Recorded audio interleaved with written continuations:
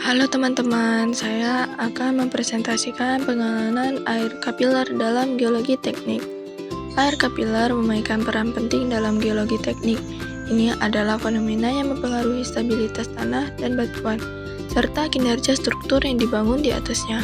Materi ini akan membahas dasar-dasar air kapiler, faktor-faktor yang mempengaruhinya, efek pada berbagai aspek geoteknik, dan bagaimana kita dapat mengelola dan memitigasi dampaknya dalam proyeksi konstruksi. Definisi dan sifat air kapiler. Air kapiler memiliki definisi yang bergerak ke atas melalui pori-pori tanah atau batuan melawan gaya gravitasi.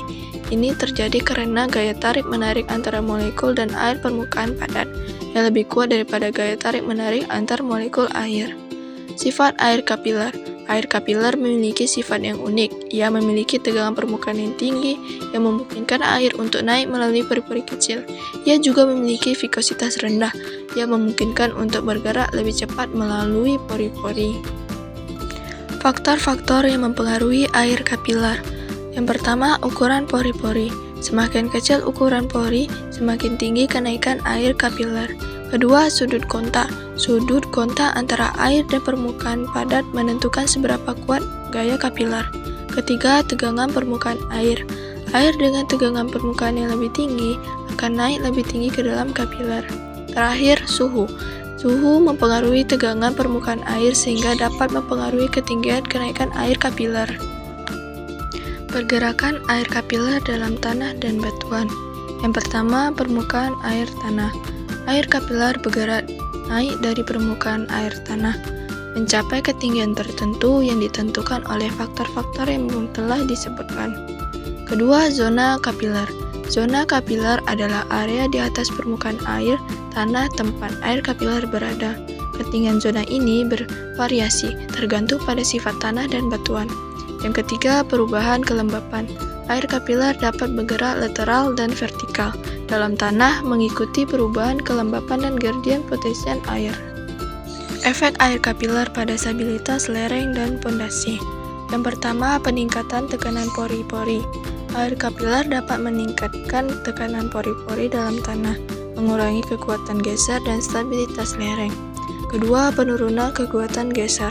Penurunan kekuatan geser tanah dapat mengakibatkan longsor, terutama pada lereng curam. Ketiga, pengaruh pada pondasi.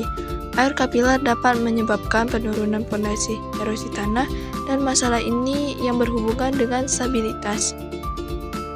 Dampak air kapiler dalam rekayasa geologi. Pertama, kegagalan struktur. Air kapiler dapat berkontribusi pada kegagalan struktur, terutama di daerah yang tanah yang mudah mengalami perubahan volume karena air. Kedua, konstruksi dan degradasi.